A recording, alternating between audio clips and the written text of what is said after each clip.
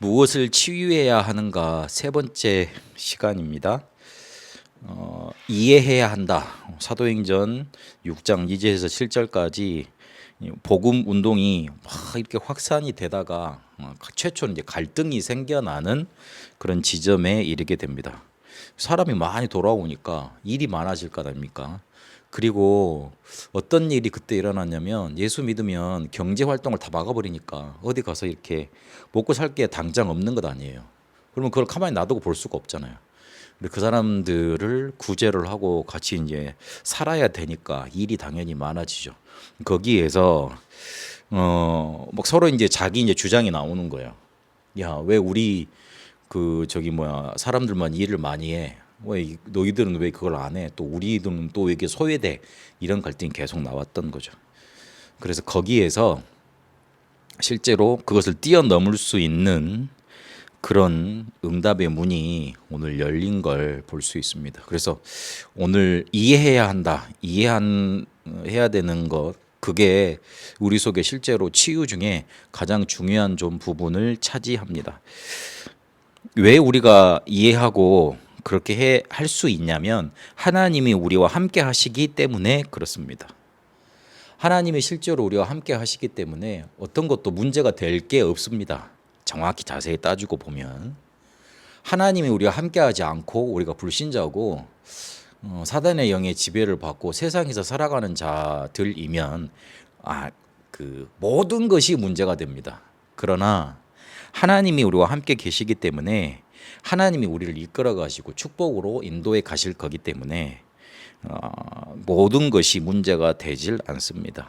그리고 이해하라는 말은 솔직히 힘든 말이에요. 그리고 받아들이기 어려운 말입니다. 그래서 이해할 수 있는 힘과 능력을 하나님이 주시겠다고 약속을 하셨습니다. 오직 성령이 너에게 임하시면 너희가 권능을 받고 증인 되리라 그랬습니다. 다 자기 걸 뺏어가는데 그리고 자기의 목숨을 노리는데 자기를 죽이려고 하는데 그 상황이 어떻게 이해가 됩니까? 하나님이 자기들과 함께하고 그리고 능력이 자기들에게 나타나니까 이게 정말 우리에게 문제될 게 없구나. 그게 확인이 되니까 실제로 이해가 되는 거죠. 이해도 능력이에요. 응답이고. 억지로 이렇게 이해가 됩니까? 되지 않는 거예요. 그래서 하나님이 우리와 함께 계시기 때문에 그리고 능력을 약속해서 충분히 그거 이길 수 있기 때문에 그렇게 약속하셨기 때문에 우리가 이해할 수 있다. 그렇게 확인해야 됩니다. 그리고 우리가 하나님의 자녀가 맞다면 실제로 염려할 거 없습니다. 하나님의 자녀가 아니면 집에서 그냥 버려진 자 같으면 염려를 해야 돼요. 그렇잖아요. 엄마 아빠가 없다. 부모님이 없다. 그러면 염려를 해야 돼요. 자기 혼자 살아가야 되니까. 누구도 나를 도울 자가 없다. 그러면 자기 힘을 다해야 되기 때문에 이거를 계속 염려를 하고 이해는 안 되죠. 당연히 그러니까 이해가 안 되고 싸워서 그 사람 거 있는 걸 다시 차지해 와서 내 거 더 뭔가 이렇게 넓혀야 될 것 아니에요. 그런데 여기서 한 번 더 생각을 해봐야 됩니다. 왜 우리가 이해해야 되고 그리고 함께 하시는 건 능력 그리고 염려하지 말라고 그러느냐. 우리 속에 이해하지 못하게 만드는 그런 번민이나 자꾸만 마음속에 일어나는 불신앙 인본주의 있잖아요. 그런 것들 그게 사단의 역사의 통로가 됩니다. 이해하지 못하면 어디에 걸리느냐. 결국 불신앙에 걸리잖아요. 그리고 염려하게 돼 있잖아요. 그리고 이해하지 못하면 결국 그 사람을 이겨보려고 내가 인본주의 쓰게 돼 있어요. 그리고 자꾸 그 사람이 하는 게 이해가 안 되니까 뭔가 자꾸만 마음에 충족되지 못하고 싸우게 되고 자꾸 그런 일들이 자꾸 다툼들이 일어나요. 그게 뭐가 됩니까? 에베소서 4장 27절도 보니까 사단의 틈타는 통로가 됩니다. 결국은 사단을 이롭게 하는 일이 됩니다. 근데 그게 눈에 보이지 않아. 그러니까 실제로 없는 것 같이 사람들이 생각을 하지만 아닙니다. 사단이 역사할 수 있는 가장 중요한 통로를 열어줘 버리는 게 됩니다. 이해하지 못하면. 그래서 조금만 이리 생각하면 돼요. 상대방 입장에서 좀 생각해 보면 돼요. 조금만 한 번이라도 생각 그렇게 해보면 돼요. 다 우리 인간은 창세기 3장, 6장, 11장에 소속되어 있기 때문에 내 것, 그리고 내 성공 중심, 내 이익 중심으로 다 생각을 합니다. 그래서 내 가장 가까운 사람이라도 내게 이익이 안 되고 내게 나쁜 말을 계속 해대고 뭔가 내가 편하지 못한 말을 받아들이지 못한 말을 계속하면 그 사람 싫어하게 돼 있어요. 나 중심이라서 그래요. 근데 그 사람 입장에서 생각을 해봐야 돼요. 내 그 나를 가장 괴롭히는 사람 입장에서 생각을 해보고, 그리고 가장 뭔가 힘들게 하는 사람 입장에서 생각을 해보고, 그리고 남 입장에서 자꾸 생각을 해봐야 돼요. 그게 바로 창세기 3장, 6장, 11장을 벗어나는 길입니다. 다윗이 자기 장인 사울 왕한테 계속 죽임을 뭐 그런 뭔가 이렇게 막 협박을 자꾸 당하고, 그리고 자꾸 실제로 자기를 죽이려고 그랬어. 자기가 이제 그걸 이제 도피해가지고 그 도망가는 게 막 그런 것들이 성경에 많이 나오잖아요. 그래서 그런 것들이 좀 아름답게 막 다윗이 이겼다 그렇게 묘사가 되어 있습니다만은, 다윗이 얼마나 힘들었겠어요. 자기 장인이 자기를 죽이려고 그러는데, 처음에 이렇게 막 그 왕의 사이가 되려 그러니까 잘 몰랐겠지. 근데 들어가 보니까 이게 자기가 덫에 걸린 거라는 걸 이제 눈치를 챘겠죠. 그래가지고 이제 살다 보니까 막 와 진짜 자기를 죽이려고 그러네. 자기가 궁정 악사였을 때 그 뭐예요, 그 수금을 타면 막 귀신이 떠나가고 막 그랬었잖아요. 그게 실제로 자기한테 크게 뭔가 자기를 죽이려고 하는 걸로 돌아온 걸 이제 눈치를 채기 시작한 거예요. 그래서 다윗이 사울 왕이 자기를 죽이려고 할 때마다 고백한 게 있어요. 기름 부어 세우신 주의 종을 내가 해하는 걸 하나님이 원치 않으신다 그랬어요. 하나님의 절대 주권도 믿고, 그 사람이 왜 그래서 그렇게 막 자기를 죽이려고 하는지 그것도 이해가 되고, 다 이해가 됐던 거예요. 그러니까 어떻게 됩니까? 다윗에게 통일 왕국을 맡기십니다. 예전에도 말씀드렸던 것 같은데, 다윗이 그 바로 이렇게 통일 왕국에 이스라엘 12지파의 왕에 오르질 않았어요. 사울 왕 계통이 좋다고 딴 나라 차려서 이렇게 반란 일으킨 사람들이 있다니까. 그거하고 그 사람들하고도 계속 다툼이 일어났어. 그러다가 그 사람들도 결국에 돌아와서 다윗 왕을 왕으로 섬긴 거예요. 그러니까 이해한 거예요. 우리 같으면 다 죽이지, 안 그래요? 다 저 사람들 막 나쁜 놈들이라 그러지, 막 사탄 들린 놈들, 뭐 귀신 들린 놈들이나 막 그렇게 욕하고 그랬겠지. 근데 그런 말이 전혀 안 나와요. 알았지만 이해하고 기다려주고 그랬던 거예요. 그러니까 하나님이 큰 축복을 맡깁니다. 초대교회 사람들 보세요. 이 사람들이 힘도 없었긴 했지만 자기들을 그렇게 핍박하고 이단위로 몰면 투쟁이라도 했어야 될 거 아니야. 전혀 그런 기록이 없어요. 복음만 전하고, 죽이면 죽고, 핍박하면 핍박당하고, 빼앗으라 그러면 빼앗기고 그랬어요. 근데 그게 사람이 좋아서 그런 게 아니고, 하나님이 함께 계시고 능력을 주시겠다 약속한 게 그게 진짜 믿어지고 하나님 자녀라는 사실이 확인이 되니까 창세기 3장, 6장, 11장 나 중심에서 벗어나진 거예요. 그러니 사단이 역사할 수가 없지. 하나님이 세계복음화의 축복을 맡겼습니다. 그래서 조금 더 이제 본론으로 구체적으로 한번 들어가 보도록 하겠습니다. 먼저 교회에 모이는 사람들의 상태부터 확인을 해야 됩니다. 교회에 그리스도를 모르는 상태로 와 있는 사람들이 많습니다. 교회에 그리스도를 모르는 상태는 어떤 상태죠? 불신자 상태죠. 그러니 영적 문제 많고 실패돼 있고, 어떤 사람은 심지어 귀신 들려서 와 있는 사람도 있고, 어떤 사람은 사명도 모른 채 그렇게 헤매고 있는 사람들이 많이 와 있습니다. 그러니까 운명 전혀 해결되지 않은 사람, 그 상태로 사람들이 와 있어요. 그래서 교회 다니는 사람들이 이상하다고 말을 하는데, 당연하지. 이상한 사람들이 모였으니까, 치유받으려고 모였으니까 당연히 이상할 수밖에 없죠. 그리고 하나님의 자녀인데도 확신하지 못하고 누리지 못하는 사람들이 대부분이에요. 되게 많이 아는 것 같은데 잘 몰라요. 그래서 확신 없이 누림 없이 다니는 사람들이 많습니다. 그리고 충성된 성도들도 있습니다. 그런데 이상하게 갈급하고 진짜 사명이 뭔지 이렇게 희미하게 놓치고 있는 경우가 많아요. 그리고 진짜 사명자들도 있는데 대부분 일과 프로그램에 몰두돼 있지 전도 축복을 못 누리고, 뭔가 사명은 감당하고 있는데 한쪽이 빈 것 같은, 채워지지 않는 그런 일들을 많이 하고 있습니다. 그래서 교회 다녀도 응답 없는 상태인 거예요. 교회 다녀도 실제로 뭔가 남을 살리지 못하고 있는 상태인 거예요. 그러니 어떻게 치유를 할 수 있고 어떻게 남을 도와줄 수 있겠어요. 그래서 지금 우리 성도들의 문제, 하나님 자녀들의 문제가 뭐냐? 교회에서 실제로 당하고 있는 고난이 있는데 이걸 알아내지 못하고 이것 속에 계속 묻혀 있다는 겁니다. 율법을 벗어나지 못하고 당연히 인본주의가 나오게 되어 있고 불신앙에 걸리게 되어 있고 그러다 보니까 신비주의 쓰이고 물질도 제대로 못 보니까 헌금도 안 되고 프로그램과 일과 거기에 모든 것을 낭비하고 있고 그렇게 그러니까 교회에서 하는 모든 것들이 축복이 되는 게 아니고 모든 것들이 그냥 자기를 옥죄는 그냥 얽매이는 옮은 거예요. 그 속에 지금 살아가고 있어요.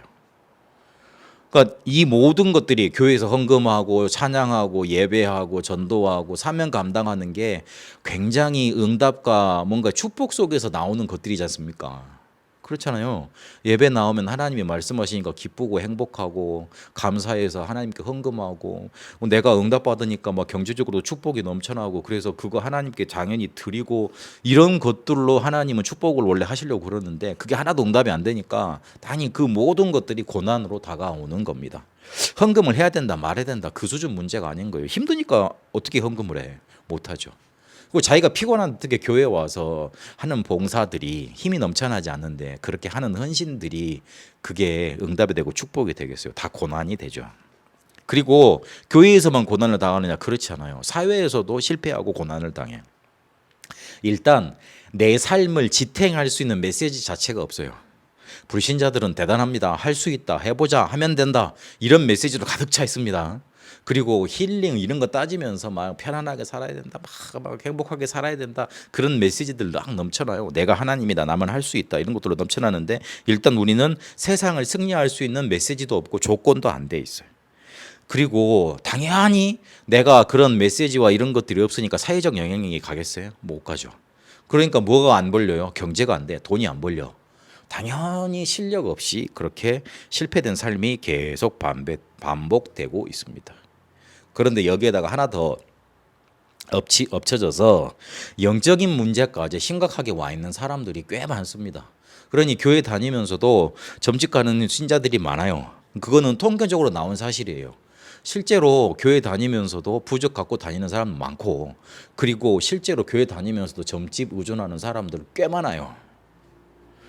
그리고 실제로 제사에서 벗어나지 못한 교인들도 많고 왜냐하면 고난만 당하고 응답이 없으니까 이제 하나님이 지켜주실 것 같지가 않은 거예요. 당연히 그럴 수밖에 없지. 그리고 남한테 말하지 못하는 정신적인 문제 그러다 보니까 가정도 파탄이 되고 자녀들한테도 그대로 그게 전달이 되니 뭐 이렇게 응답으로 가겠어요. 당연히 안 되죠. 그러니까 총체적인 그런 고난 속에 살고 있는 겁니다. 상태 이렇지 그리고 문제 속에 가득 차 있지 어찌 세상에서 살겠습니까? 그래서 교회에 오는 사람들 그리고 우리한테 붙여주는 사람들 우리가 정말 끝까지 놓치지 않고 도와줘야 됩니다. 우리의 속을 뒤집어 놓을 수 있어요. 가끔 제가 왜 저러지 그럴 수 있어요. 그런데 자세히 봐야 돼.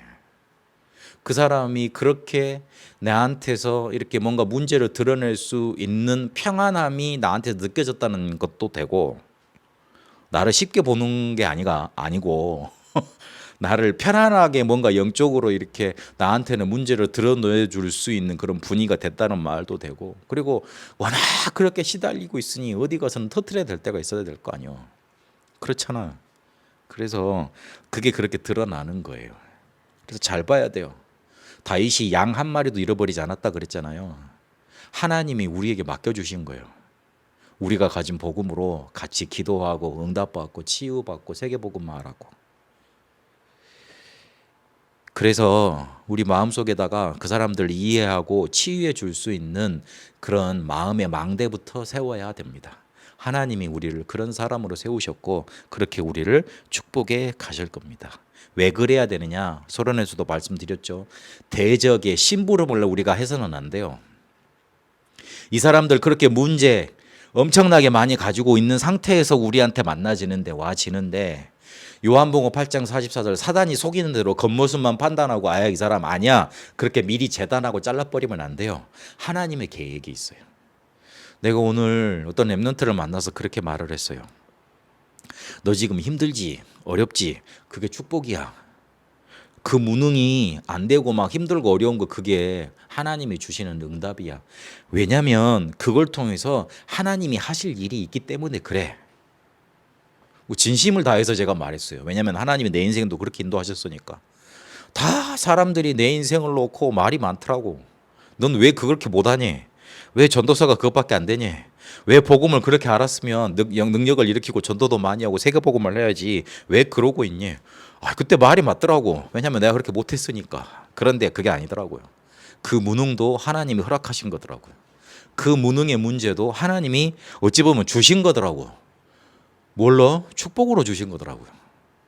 그래서 이 복음 계속 누리고 있으니까 하나님이 그 무능 그거를 그냥 가만히 놔두지 않으시더라고요. 축복하시더라고요. 대적의 심부름 우리가 해서는 안 돼요. 그러니까 율법으로 재단하면 안 돼요. 미리 판단하고 미리 우리 마음속에서 쟤는 아니라고 그렇게 잘라버리면 안 돼요. 사단을 기쁘게 하는 일이에요. 하나님이 하실 일이 있고 분명히 그 사람이 살아나서 하나님의 축복을 누리는 게 하나님이 가장 원하시는 것 아니에요. 그래서 우리가 도와주고 이해해 줘야 돼요. 조금만 그 사람에게 복음이 역사하도록, 내게 복음이 역사하도록. 그래서 뭘 이해하고 치유해 줘야 되느냐? 종교, 율법, 생활 이것에 계속 길들여져 왔으니 문제가 생길 수밖에 없는 것 아니에요. 바리새와 중세 교회가 여기에 확 찌들려 있었어요. 그래서 뭘 몰랐냐면 원죄 모르고 창세기 3장의 저주가 실제로 어떤 것인지 몰랐어요. 내가 아무것도 안 했는데 나한테 저주가 찾아와. 왜 그러느냐? 창세기 3장에 묶여 있어서 그래요. 하나님을 떠나 있어서 그래요. 그래서 어떤 사람이 가장 저주받은 사람이냐면 그냥 문제 없이 조용히 편안하게 잘 살다가 아무 문제 없이 그냥 꽉 죽은 사람. 어디 가요? 지옥까지. 왜냐? 하나님을 단 한 번도 찾질 않았잖아. 그리스도가 단 한 번도 필요하지 않았잖아요. 그거 가장 저주받은 거예요. 내가 문제가 많아. 괜찮아요. 그러면 하나님 찾잖아. 그리스도가 필요한 이유를 구하게 되잖아. 그 사람이 복받은 사람이요. 이해돼야 됩니다. 원죄 모르고 창세기 3장 저주 실제로 모르니까 생각, 생활 모든 것 자체가 아직 종교 율법인 거예요. 거기서 빠져나오게 만들어줘야 돼요. 그리고 가문 배경을 타고 들어오는 영적인 문제가 있습니다. 그게 반드시 전달되어 옵니다. 이게 영접하고 예수님을 그리스도로 모셔드리고 그리고 성령 충만할 때 치유가 됩니다. 이 부분 알려줘야 됩니다. 근데 성령 충만 받으려면 이 사람이 성령 충만 받을 수 있도록 계속 집중시켜주고 끌어줘야 돼요. 그렇게 만들어줘야 돼요. 그리고 그 인본주의 쓰는 것들 있잖아요. 그게 필요 없음을 자꾸 알려줘야 됩니다. 인본주의는 좋은 단어예요. 사람이 해야 된다, 노력을 해야 된다, 좋은 단어잖아요. 그러나 이런 것들이 내 체질, 무의식 속에 쫙 뿌리 내려져 있어가지고 뭔만 하면 분석부터 해. 뭐 문제가 생기면 해석부터 하려고 그래. 그래가지고 내가 이거는 고쳐야지. 고치려는 마음부터 먹어. 그것부터 하지 말아야 돼. 인본주의의 가장 큰 시초요. 내가 잘못한 거잖아. 근데 내가 잘못해서 그렇게 문제가 올 수도 있어. 잘못될 수도 있어요. 그러나 하나님의 계획을 먼저 찾아야 되고 복음으로 바라봐야 됩니다. 영적인 부분을 바라봐야 됩니다. 그래서 인본주의가 좋은 말이지만 사람이 주인이다. 내가 내 인생의 주인이다. 좋은 말이지만 미안하지만 가장 위험한 말이 돼요. 그래서 그거 이해시켜 줘야 돼요. 그리고 그러다 보니까 당연히 같이 사는 사람들 부부에도 문제가 오죠. 그리고 당연히 자기한테도 개인한테도 문제가 있을 것 아닙니까? 부부 문제 같은 경우에 잘 봐야 됩니다. 30년 동안 자기 그 배경 가지고 살다가 다른 문화권을 만나는 거예요. 그러니까 예전에 그 어르신들이 결혼은 개인끼리 하는 게 아니라 그랬어요. 왜냐하면 개인인 것 같지만 그 사람의 집안의 모든 것들이 그 한 개인에 녹아져 들어가 있어. 그러니까 두 집안이 모이는 거야. 더 범위를 넓혀보면 문화권과 문화권이 만나는 거야. 당연히 충돌이 일어날 수밖에 없죠. 그래서 이해해야 돼요. 그래서 말씀을 맺도록 하겠습니다. 이해한다는 말은 단순히 그거를 그냥 알고 넘어가자 그런 말 정도가 아닙니다. 사실적으로 제대로 바라볼 수 있어야 된다는 말입니다. 충분히 제대로 봐야 돼요. 사람을 그냥 겉으로만 계속 보니까 이해가 안 돼. 근데 조금만 자세히 보면, 조금만 더 파고 들어가 보면, 눈에 보이지 않는 부분을 보겠다고 조금만 관심을 두면 충분히 보이게 되어 있습니다. 이걸 못 보니까 뭐가 안 보이냐면 사단의 역사가 보이질 않지 않습니까? 그래서 자꾸만 불신앙, 염려, 인본주의, 불안, 그런 것들이 내 속에서 떠나질 않는 겁니다. 그래서 이런 것들을 수용해야 되는 거예요. 이런 것들을 수용해 줘야 돼요. 맞다고 일단 인정해 줘야 돼요. 그게 문제라고. 그런데 이 수용할 수 있는 힘이 어디서 나오느냐? 오직 복음에서만 나옵니다. 복음은 모든 문제 해결이지 않습니까? 그래서 오직 복음 가지고 있어야지 수용이 되는 거예요. 그리고 수용만 하면 안 돼요. 이 사람을 살려주고 이 사람이 이것 가지고 다른 사람 살릴 수 있는 발판으로 만들어줘야 돼. 그게 초월이에요. 단순히 이해만 하는 것으로 끝나서는 안 돼요. 이걸 가지고 하나님의 축복으로 그걸 바꾸어서 다른 사람을 살릴 수 있도록 만들어줘야 돼요. 그게 뭐예요? 전도잖아요. 그래서 오직 전도, 요 단어를 붙잡아야 돼요. 언약을 붙잡아야 돼요. 그리고 실제로 그 사람을 변화시켜 줄 수 있는 건 내가 할 수 없어요. 말씀이 그 사람한테 역사해야 돼요. 그래서 오직 다락방, 오직 성경 공부, 오직 성경에서 나타난 다락방, 그거 해야 돼요. 그래서 이 사람한테 말씀의 역사가 일어나도록 인도해 줘야 됩니다. 사단을 기쁘게 해서는 안 됩니다. 그래서 절대 그 사람이 가지고 있는 문제에 속아서는 안 됩니다. 그런 문제가 어떻게 왔다는 거 그거 알고 지금 가지고 있는 문제가 어떻다는 것 알고 사단의 심부름 해주면 안 됩니다. 절대 우리가 속지 않고 그 사람 뭔가 이렇게 재단하지 말고 이 사람에게 역사하실 하나님의 축복 그거 바라보고 이해하고 이것이 그 사람한테 발판되도록 만들어줘야 됩니다. 그래서 오직 복음, 오직 전도, 오직 다락방인 거예요. 수용 초월 말씀의 역사가 내게 일어나고 우리 대상자 만나는 사람에게 일어나는 걸 하나님이 가장 소원하십니다. 하나님의 마음, 하나님의 소원을 가장 이렇게 속 시원하게 들어드리는 응답 누리게 되시길 바랍니다. 살아계신 하나님 감사합니다. 이해할 수 있는 힘부터 얻게 하여 주옵소서. 그리고 실제로 살려내서 사람들을 살리고 세상을 살릴 수 있는 발판 만들게 하옵소서. 말씀의 역사로 변화되는 응답 누리게 하옵소서. 그래서 실제로 우리의 문제가 뭔지 알고 그 문제를 치유받고 살리는 응답 누려가게 하옵소서. 살아계신 우리 주 예수 그리스도 이름으로 기도합니다. 아멘.